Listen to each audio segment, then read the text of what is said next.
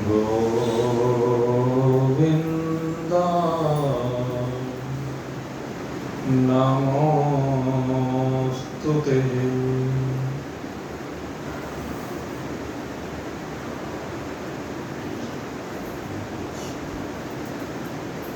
निज आत्म स्वरूप की खोज करते परम श्रद्धा संपन्न जिज्ञासु वृंद, कल इस पुरुषोत्तम योग के अंतर्गत हम परमात्मा की महिमा का दिव्य वर्णन श्रवण कर रहे थे और परमात्मा की महिमा का श्रवण करते हुए भगवान हमें बता रहे थे कि जो परमात्मा है न तद भाष्यते सूर्यो न शशांको न पावक। भगवान कहते हैं कि आपका जो स्वरूप है या परमात्मा का जो स्वरूप है उसको न तो सूर्य प्रकाशित कर सकता है न चंद्रमा प्रकाशित कर सकता है न ही अग्नि प्रकाशित कर सकता है, क्योंकि ये सब एक परमात्मा के तेज से ही तेजवान हो रहे हैं, तेजस्वी हो रहे हैं। सूर्य चंद्रमा अग्नि इत्यादि में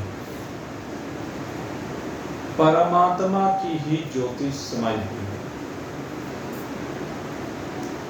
और ये वो मंत्र है जिसमें भगवान कहते हैं, अपनी दिव्यता को कहते हैं कि ये मुझसे प्रकाशित हो रहे हैं। भगवान श्री कृष्ण यहां अपनी परमात्मा स्वरूपता का वर्णन कर रहे हैं और न केवल अपनी परमात्मा स्वरूपता का वर्णन कर रहे हैं अपितु हम सब की भी परमात्मा स्वरूपता का वर्णन कर रहे हैं, क्योंकि हमारा स्वरूप भी परमात्मा से भिन्न नहीं है। हम सबका स्वरूप भी वही है जो परमात्मा का स्वरूप है। अगला जो मंत्र आएगा उसमें भगवान इस बात को सिद्ध करेंगे, ममेवांसो जीवलोके जीवभूत सनातन। यहां जो जीव अंश रूप से कहा गया है और परमात्मा को अंशी रूप से कहा गया है। ममेवांसो जीवलोके जीवभूत सनातन, कहते हैं ये सदा से दोनों एक ही हैं, दोनों में कोई भिन्नता नहीं है। केवल अज्ञानता के कारण हम अपने में जीवता की कल्पना कर रहे हैं, अन्यथा हमारा स्वरूप अलौकिक है। हमारा स्वरूप वो है जिससे सूर्य प्रकाशित हो रहा है, जिससे चंद्रमा प्रकाशित हो रहा है, जिससे तारागण प्रकाशित हो रहे हैं, जिससे अग्नि जल रहा है। ये हमारे स्वरूप से है, ये हमारी दिव्यता से है, ये हमारी शक्ति से है, हमसे भिन्न नहीं है। और हम ही से शक्ति पाकर के ये सब सूर्य समस्त जगत को प्रकाशित कर रहा है। सूर्य नारायण के दो स्वरूप हमारे देखने में आते हैं। एक सूर्य नारायण का जो स्वरूप है वो परमात्मा रूप से भी सूर्य नारायण को माना जाता है, लेकिन यहाँ पर सूर्य नारायण के प्राकृतिक स्वरूप का वर्णन है, भगवत स्वरूप का वर्णन नहीं। यहाँ पर उनको प्रकाशक की दृष्टि से देखा गया है, यहाँ पर जगत को प्रकाश करने वाले की दृष्टि से देखा गया है। और सूर्य नारायण इस जगत को प्रकाशित करने वालों में, तेजस पदार्थों में सबसे श्रेष्ठ है। और यही बात चंद्रमा के लिए है, यही बात तारागणों के लिए है, यही बात अग्नि के लिए है। सूर्य प्रकाशित करता हुआ दिख रहा है, लेकिन वास्तव में प्रकाशक एक परमात्मा ही है।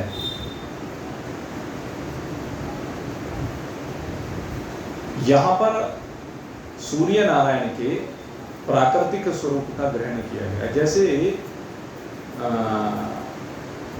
जब भगवान अपने स्वरूप का वर्णन कर रहे हैं तो भगवान कहते हैं कि मैं वृष्णिवंशियों में, वृष्णिवंशी कहते हैं कि वृष्णिवंशियों में मैं वासुदेव हूं। अगर यदि देखा जाए तो ये एक प्राकृतिक स्वभाव को लेकर के कहा गया है। यद्यपि ये भगवान तो सदा भगवान ही है, लेकिन फिर भी भगवान अपने में वृष्णि वंश के श्रेष्ठ पुरुष का आरोप करके दिखाते हैं। तीन चीजें हुआ करती हैं, तीन प्रकार के स्वरूप हुआ करते हैं। एक आदि भौतिक रूप में देखा जाता है, एक आदि दैविक रूप में देखा जाता है, और एक अधियज्ञ के रूप में देखा जाता है। और ये तीनों चीजें सब में देखने में आती हैं। अधिभूत, अधिभूत वो है, अधिभूतम क्षरोभाव, कहते जो इस संसार में दिखने वाला है। अधिभूत वो है जिससे इस संसार में सारा काम होता हुआ दिखाई दे रहा है। अधिभूत वो है जिसका सब संग्रह करने के लिए लालायित रहते हैं।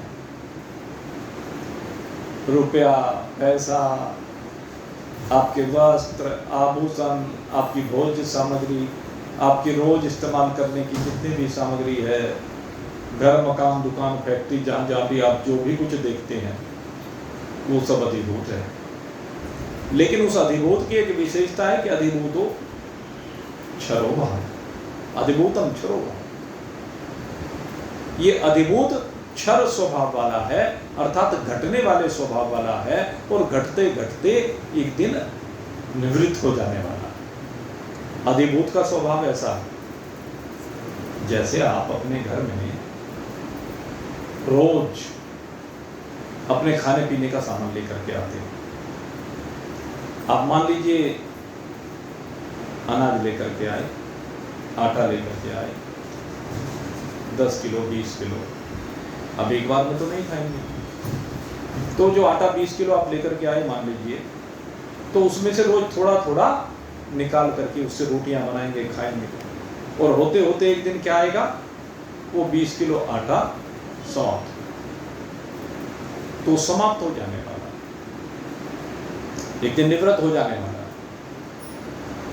ये अधिभूत का स्वभाव है। अधिभूत जो भी कुछ है, जो भी कुछ दृष्टिगोचर होता है, वो सारे का सारा निपट जाने वाला है। तो एक तो ये अधिभूत भाव हुआ करता है। तो भगवान अधिभूत भाव को लेकर भी कभी कभी चर्चा कर देते हैं।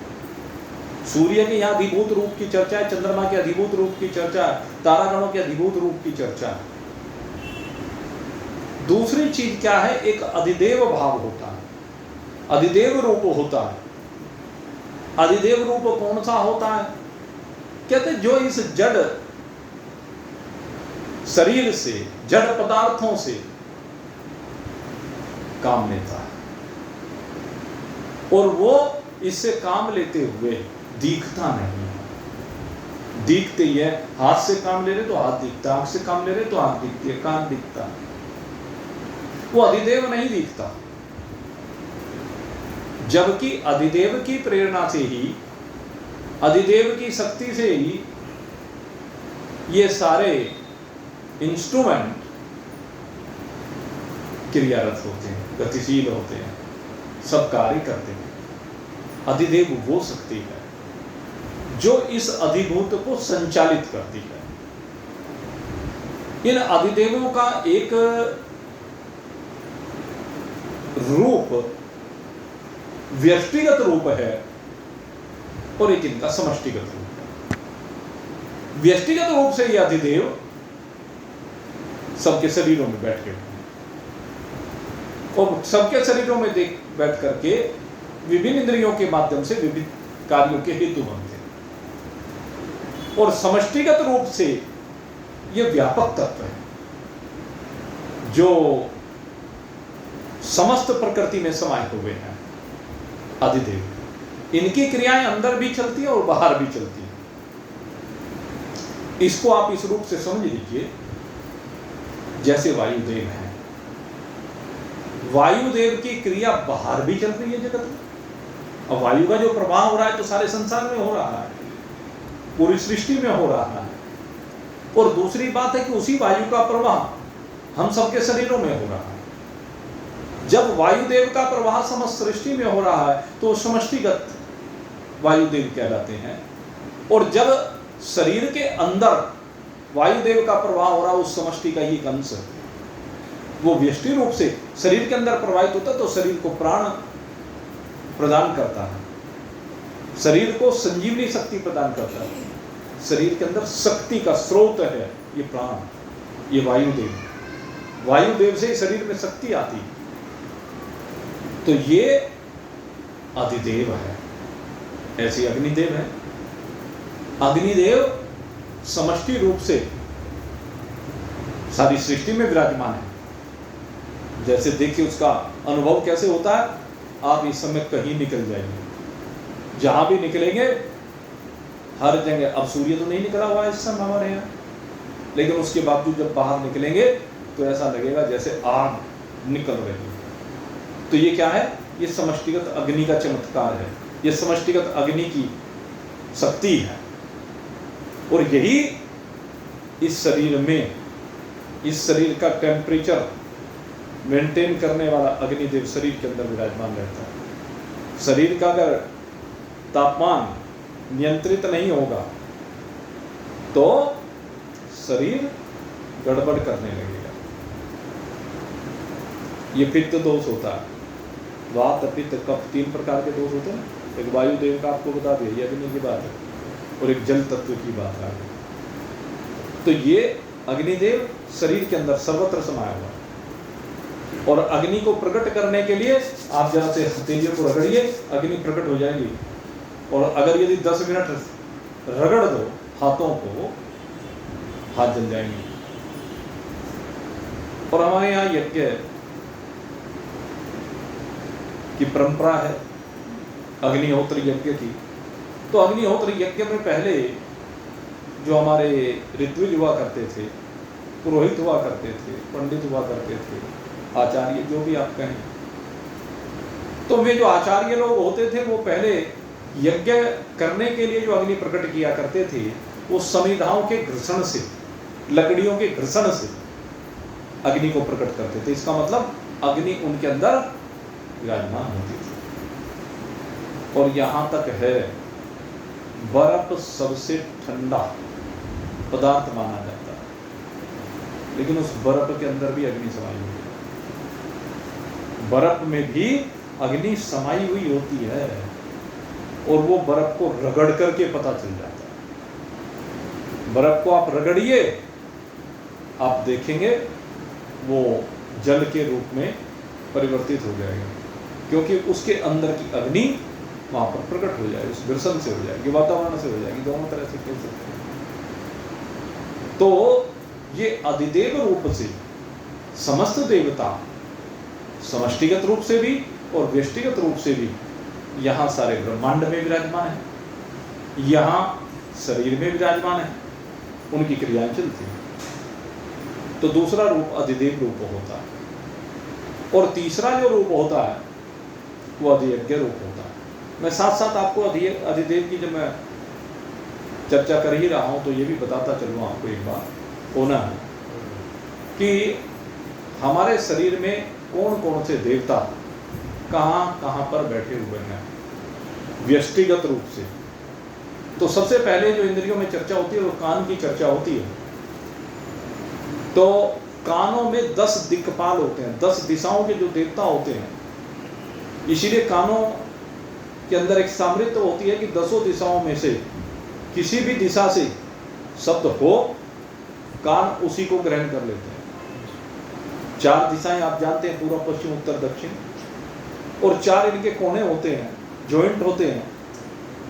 ईशान कौन होता है, वायव्य कौन होता है, नैऋत्य कौन होता है और आग्नेय कौन होता है। इस प्रकार से ये चारों जॉइंट होते हैं, ईशान, वायव्य, नैऋत्य और आग्नेय, और एक नीचे एक ऊपर, धरती और आकाश। इस प्रकार से 10 दिशाएं होती हैं, और 10 दिशाओं की रक्षा करने वाले जो 10 देवता होते हैं उनको 10 दिक्पाल कहते हैं। ये जो 10 दिक्पाल हैं ये हमारे कानों में बैठते हैं।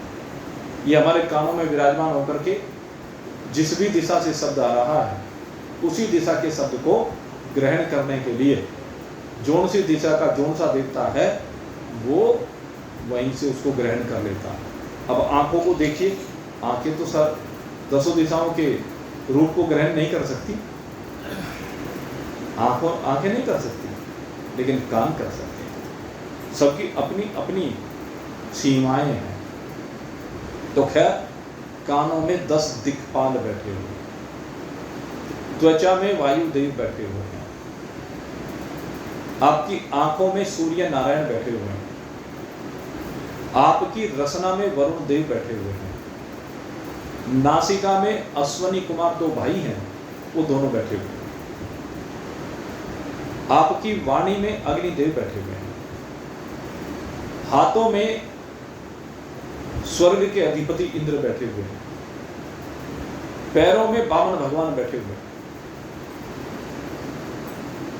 उपस्थ में प्रजापति बैठे हुए हैं, गुदा में यमराज या नैऋत्य बैठे हुए हैं,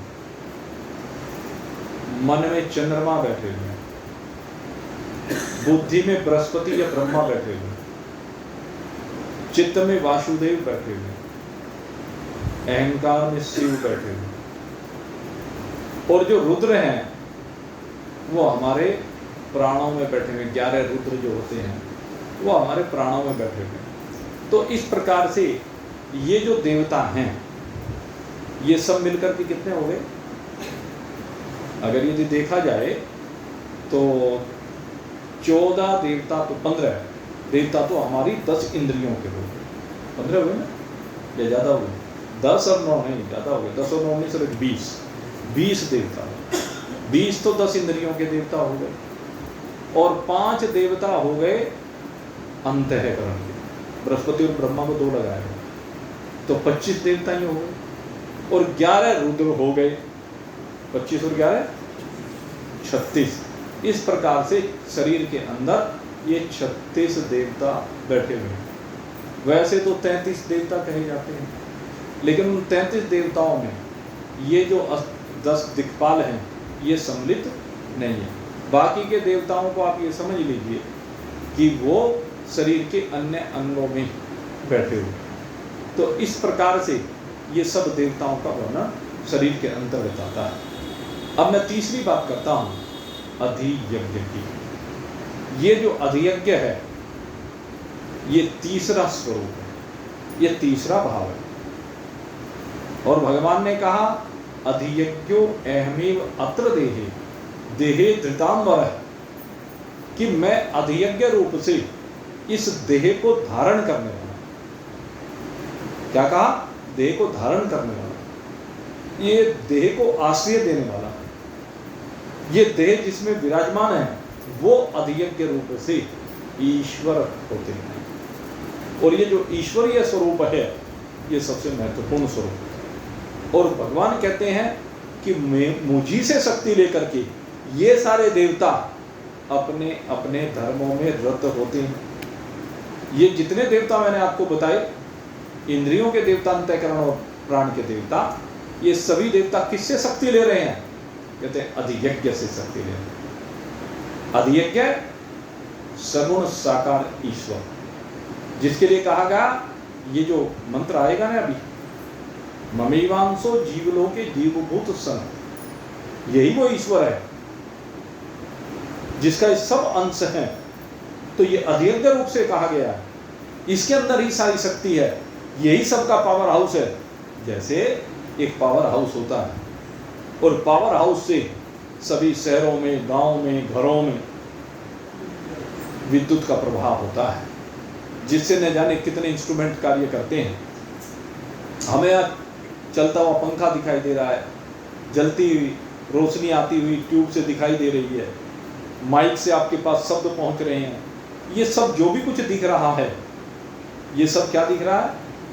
इन इंस्ट्रूमेंट से हमें लगता है कि इनसे ये सब कुछ हो रहा है, लेकिन वास्तव में इन सब के अंदर अगर यदि शक्ति है, ये सब अगर यदि कार्य कर पा रहे हैं, तो किसकी वजह से कार्य कर पा रहे हैं?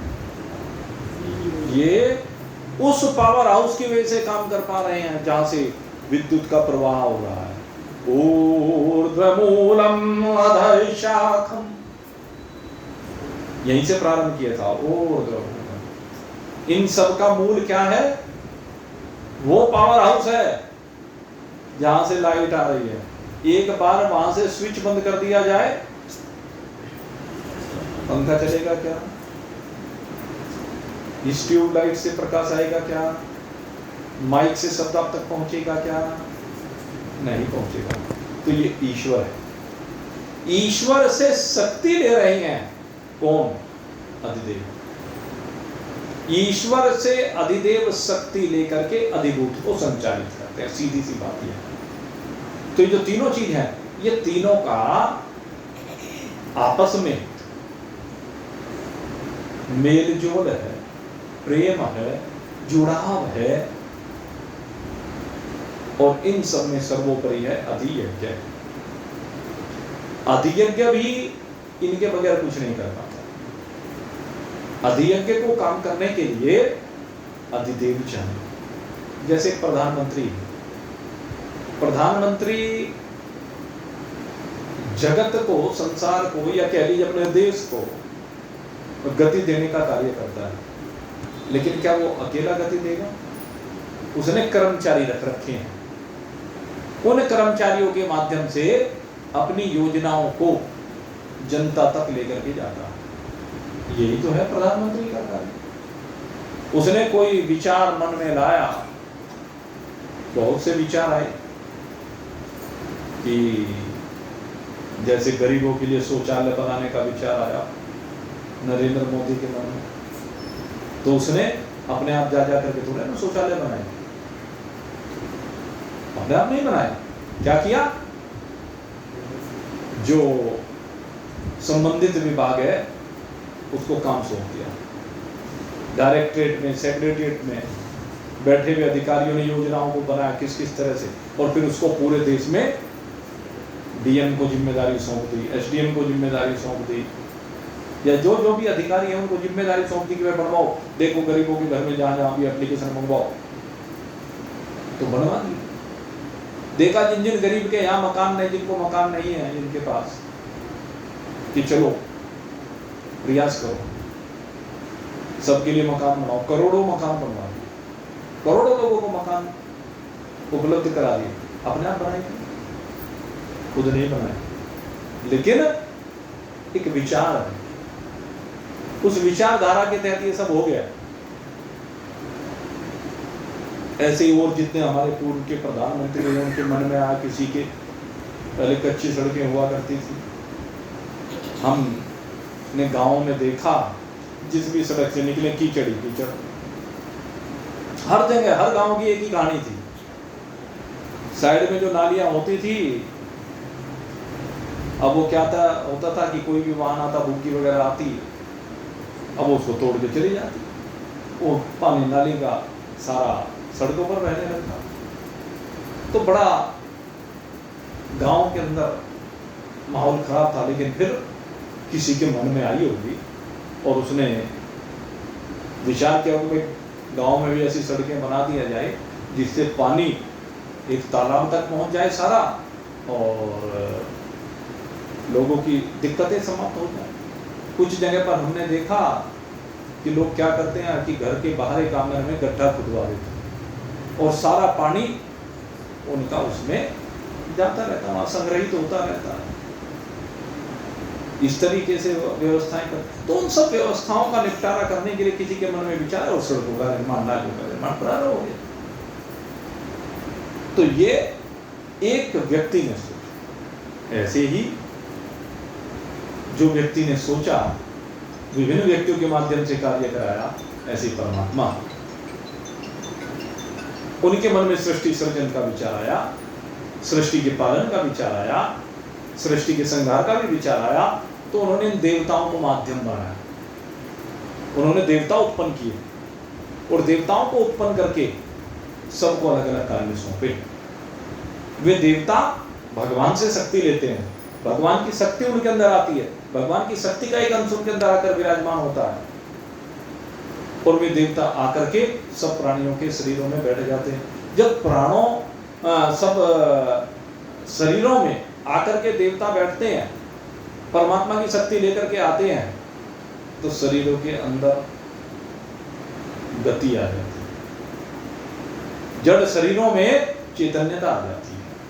और जब ये चैतन्यता आती है अधिभूत में, तो बस अधिभूत ही सब कुछ करता हुआ लगता है। इसलिए जीव सोचता है कि मैं देह हूं, इसलिए वो देह में आत्मबुद्धि करने के कारण से, देहात्म भाव से संयुक्त होने के कारण से मानने लगता है कि मैं देह हूं, और इसी में सारी जिंदगी फंसा रहता है। कोई कोई मनीषी होता है जो इस विचारधारा से आगे को चिंतन करता है और वो फिर इन देवताओं के बारे में चिंतन करता है, फिर सोचता है कि इन देवताओं के पास कहां से शक्ति आ रही है। तब उसके वास्तविक स्रोत का पता चलता है कि सबका वास्तविक स्रोत ईश्वर है। इस पंचभूतात्मक विश्व में जो वास्तविक शक्ति का स्रोत है वो ईश्वर है। ईश्वर से ही सबको शक्ति मिल रही है। किस रूप में मिल रही है? देवताओं ने अब शक्ति शरीर को प्रदान कर दी। ये देवताओं की शक्ति शरीरों में आ रही, लेकिन वास्तव में शक्ति देवताओं की है क्या? सबके अंदर जो शक्ति है वो एक ईश्वर की शक्ति है। एक ईश्वर की शक्ति से ही सारे देवता कार्य कर रहे हैं और एक ईश्वर की शक्ति से ही ये सारे जितने भी प्रकार के प्राणी संसार में हैं, 84 लाख प्रकार की योनियों में जो असंख्य प्राणी हैं, उन सब में एक ही ईश्वर की शक्ति, एक ही ईश्वर सब में समाया हुआ है।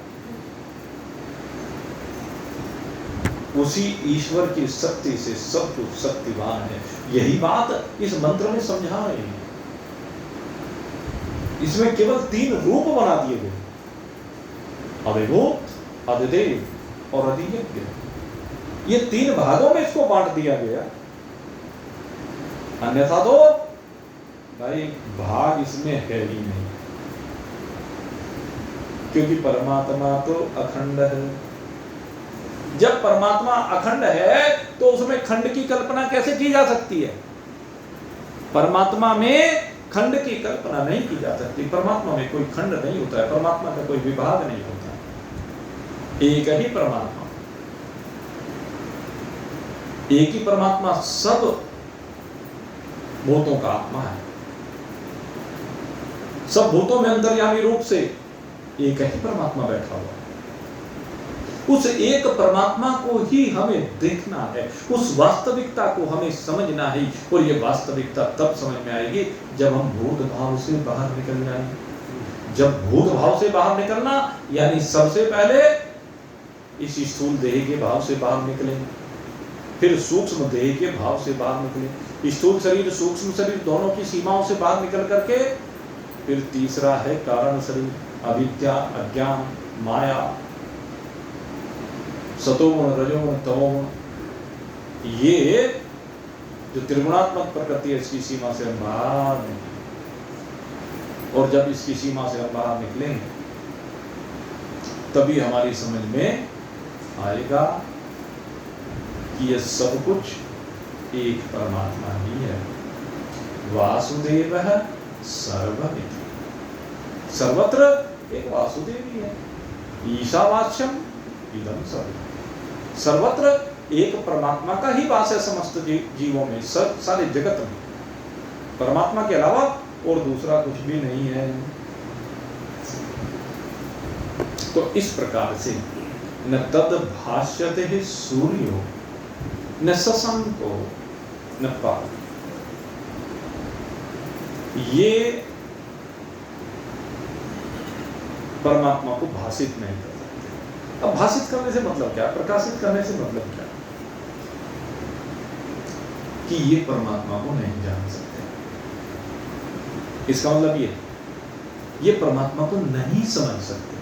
भाषित करने से मतलब, प्रकाशित करने से मतलब, आप किसी, जैसे कई बार शिक्षक कह देते हैं, और हमने पेपर में भी कई बार जब एग्जाम होते थे पढ़ा कि फलानी चीज के ऊपर प्रकाश डालिए। प्रकाश डालिए मतलब समझाइए ये क्या है। तो कौन समझा सकता है? जो जानता हो। बात यह है ना, जो जानता हो वही तो समझा सकता है। अब जब कोई जानता ही नहीं तो समझाएगा क्या? पवन गमन जहां नहीं सहे, अग्नि बुझे सच मान। पवन गमन जहां नहीं सहेली, अग्नि बुझे सच मान। कर्म कर्म फल नीचे रह जा, कर्म कर्म फल नीचे रह जा, नीचा है अभिमान। वहाँ डेरा जमाया मेरी जान, जहाँ कोई नहीं जाता। ये वायु, ये अग्नि, ये सूर्य, ये चंद्रमा, ये तारागण जहाँ तक नहीं पहुँच पाते, क्योंकि इनकी सामर्थ्य नहीं है। एक रोबोट जिसको वैज्ञानिक बनाते हैं,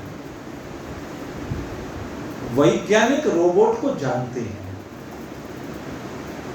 क्योंकि उन्होंने बनाया है, लेकिन क्या रोबोट वैज्ञानिक को जानता है? रोबोट जानेगा क्या वैज्ञानिक को? ये मोबाइल वैज्ञानिकों ने बनाया, इंजीनियरों ने बनाया। मैं इसके बारे में जानते हैं कहाँ क्या क्या इंस्ट्रूमेंट फिट किया है। ये शरीर भी तो एक मोबाइल ही है, इसी तरह से कार्य करता है। इसको बनाने वाला तो ये जानता है कि इसमें क्या क्या है, लेकिन ये शरीर उसको नहीं जान सकता क्योंकि उसके सामने ये जड़ है। तो जड़ चैतन्य को कैसे जाने? इसीलिए कहते हैं कि सूर्य, चंद्रमा, तारागण, अग्नि आदि ये परमात्मा को नहीं जान सकते, क्योंकि मनन किसी का मन नहीं करता, मनन किसी का मन नहीं करता, जिससे मन का ध्यान। मनन किसी का मन नहीं करता, जिससे मन का ध्यान। नेक करने और वाणी सब ही, नेक करने और वाणी सब ही, वर्णन में अनजान।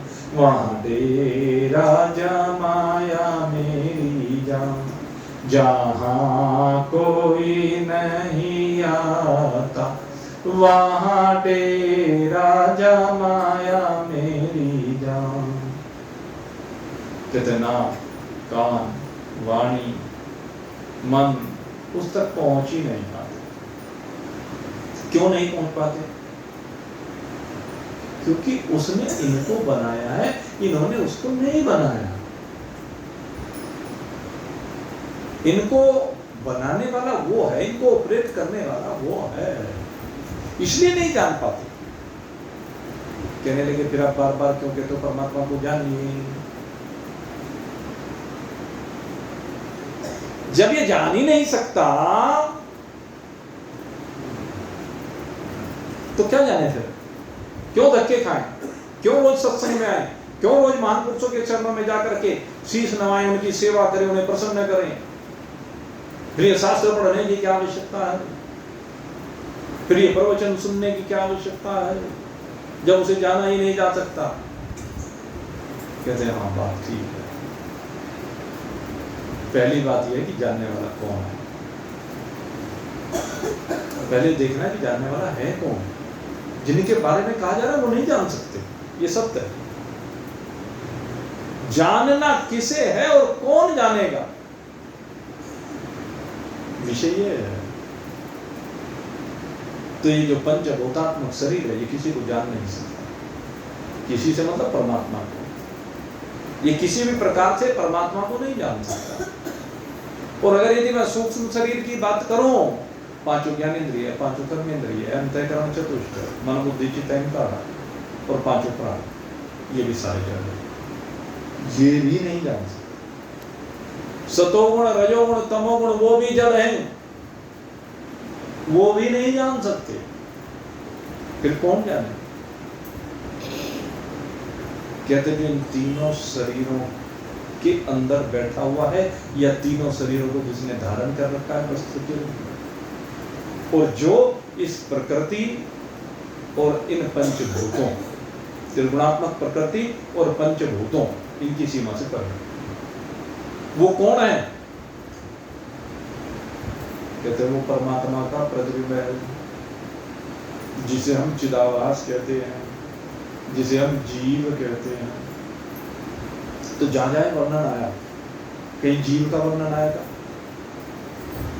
यन मनसा न मन्यते येन आहुर्मतो मतम तदेव त्वं ब्रह्म विद्धि नैदं यदिदं उपासते। मन की बात आई, बुद्धि की बात आई, प्राण की बात आई, इंद्रियों की बात आई कि ये नहीं जान सकते। लेकिन कहीं ऐसा नहीं कहा कि जीव नहीं जान सकता। जीव से मतलब वो चिदाभास, जानना ही उसे है। तो चिदाभास जानना चाहे तो कब जान पाएगा? जब इन सबको जानता है। चिदाभास चूंकि इसमें फंसा हुआ है, ये जीव इसमें स्थूल शरीर में, सूक्ष्म शरीर में, कारण शरीर में फंसा हुआ है। और जब वो समझ जाएगा कि ये तीनों मिथ्या है, ये स्थूल शरीर मिथ्या है, ये सूक्ष्म शरीर मिथ्या है और ये कारण शरीर मिथ्या है, जब ये जानेगा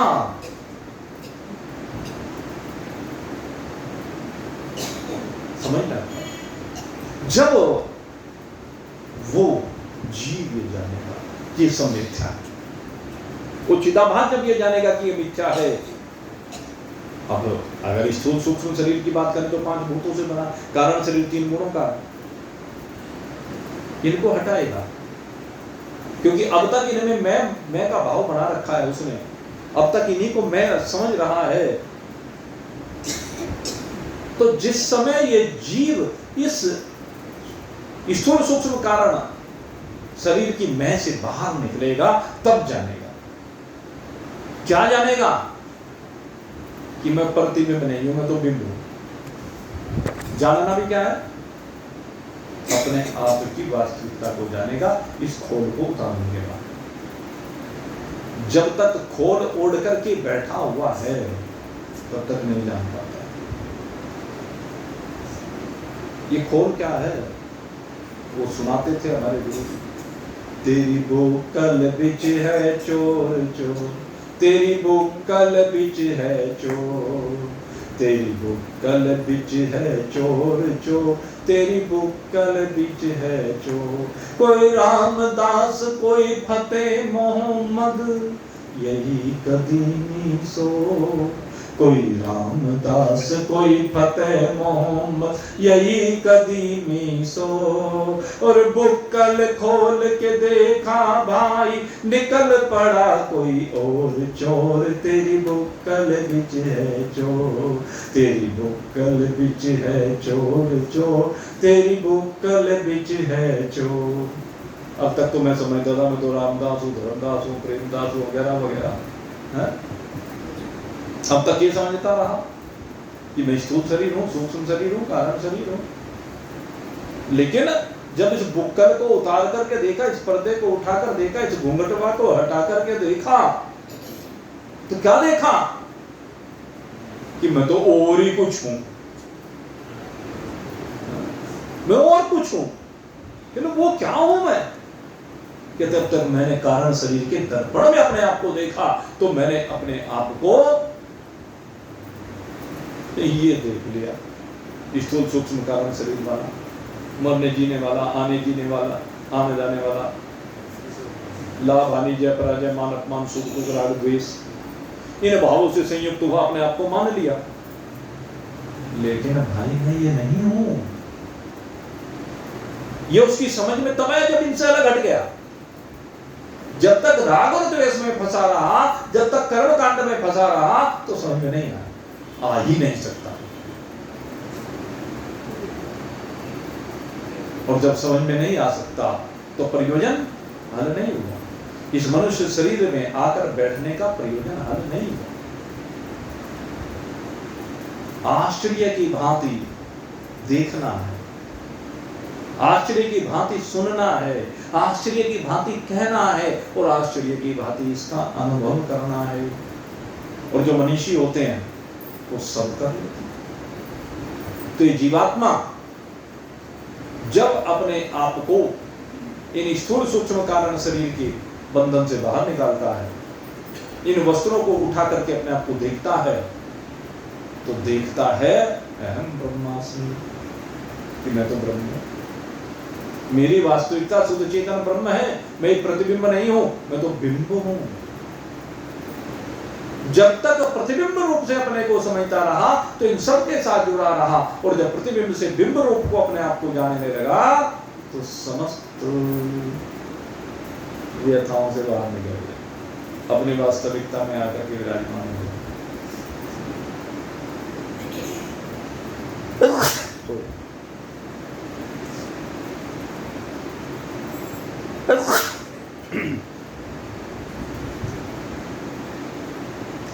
तो मेरे मित्रों, जानने वाला कौन है? जीव है। और ये भी जानने वाला तब तक रहता है जब तक जाना नहीं चाहता। ये जीव जानने वाला भी तब तक रहता है जब तक उसने जान नहीं लिया, अनुभूत नहीं कर लिया। और जिस समय अनुभूत कर लिया, जानत तुम्हारी हो ही जाई, पाव देव एहि मार्ग सोई, जा पर कृपा राम की होई। जिस पर राम जी की कृपा हो जाती है। ये राम जी कौन है? ये अपना स्वरूप ही राम जी है। और जब इसको जान लेता है तो उस समय ये जो तीन बातें कही, अधिभूत, अधिदेव और अधियज्ञ भी, ये ध्यान करना। अधियज्ञ भी, ये सब लय होकर के एक तू बाकी रह जाता है, एक तेरी वास्तविकता बाकी रह जाती है। तुझ में अधिभूत, अधिदेव, अधियज्ञ सब लय को प्राप्त हो जाते हैं। अधियज्ञ लीजिए आप। अधियज्ञ माने निर्गुण निराकार का सबसे पहला सगुण साकार स्वरूप, जिसको हम ईश्वर कहते हैं। और ये ईश्वर ही आगे सारे संसार की रचना का कारण होता है, पालन का कारण होता है, संहार का कारण होता है। ईश्वर ही सर्वोपरि सत्ता है। लेकिन जब अपने स्वरूप में आ जाते हैं तो फिर ये सब साकार सगुण भावनाएं निवृत्त होकर के एक निर्गुण निराकार शुद्ध सच्चिदानंद ब्रह्म मात्र से रह जाता है। यही आपकी वास्तविकता है। इसी वास्तविकता में विराजमान होना है, इसी वास्तविकता को समझना है। और हकीकत ये है, ना कुछ भाई समझने को है, ना कुछ जानने को है। क्योंकि जो जाना गया वो मैं, जो अपने आप को भूल गया तो वही तो जाना। हूं तो मैं वही, मैं सदा ही यही हूं, इससे विलग हूं ही नहीं। मैं सदा शुद्ध सच्चिदानंद घन ब्रह्म हूं। माया का आवरण होने के कारण से मैंने अपने को न जाने क्या क्या समझ लिया। इसी भ्रम को तो दूर करना है, इसी मिथ्यात्व को तो दूर करना है। और मिथ्यात्व दूर हुआ तो जो हूं सो हूं, उसी का तो बोध हुआ अपने आप को। जो अपने में अब तक कल्पनाएं लेकर बैठा होता, मैं कल्पनाएं निवृत्त हो गई, बस कल्पनाओं के निवृत्त होते ही मैं शुद्ध अपने आप रह गया। यही तो है ना। तो भाई इस कूड़े करकट को बाहर निकालिए और अपने को जानिए। अपने को जानने से ही बात बने, अपने को जानने से ही सारा खेल समझ में आ जाएगा और आप खेल से मिलन हो जाएंगे। और ये बात तभी समझ में आएगी कि न तद भासते सूर्यो न शशांको न पावक, कि परमात्मा को न सूर्य प्रकाशित करता है, न चंद्रमा प्रकाशित करता है और न ही अग्नि प्रकाशित करता है, क्योंकि इनके अंदर वो सामर्थ्य नहीं है, बल्कि इनके अंदर जो सामर्थ्य दिखाई दे रही है वो उस परमात्मा से ही दिखाई दे रही है। तो हम सबकी वास्तविकता एक परमात्मा ही है। इस वास्तविकता को समझिए और आनंद मनाइए। इन्हीं शुभ भावों के साथ आज का सत्संग अब यहीं पर विश्राम को प्राप्त हो रहा है। बोली सच्चिदानंद भगवान।